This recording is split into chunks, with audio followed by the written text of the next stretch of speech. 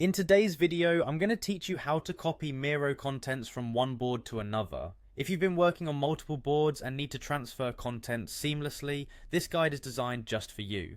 Let's dive right into the step-by-step process to make this as smooth as possible. To get started, open up your web browser and head over to Miro.com.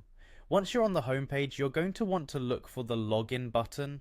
The login option is usually located at the top right corner of the page. Give it a click and from there you have the choice to sign in using either your email or your Google account. Choose whichever option you're most comfortable with.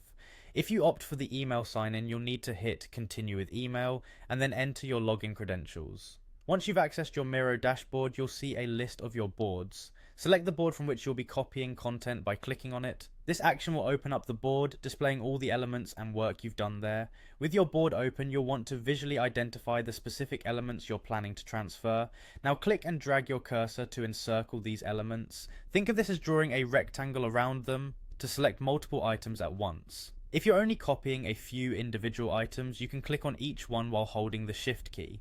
Once your desired content is highlighted, right-click to bring up a contextual menu. From this list of options, choose Copy. This command does just that, copies the selected elements, preparing them for pasting onto another board. Now you're ready to navigate to your target board. Return to your dashboard and then click on the board to which you want to transfer your content.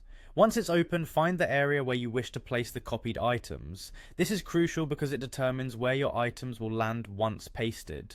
Right-click in the chosen area on this new board. From the menu that appears, you'll select Paste. The copied contents should now appear just where you intended. You can always adjust their position further by clicking and dragging once they've been pasted. And there you have it, you've successfully copied content from one Miro board to another. Remember, practice makes perfect. The more you use this feature, the more intuitive it will become. Feel free to explore and get comfortable with Miro's interface as you go about your creative projects. Thank you for watching and happy Miroing.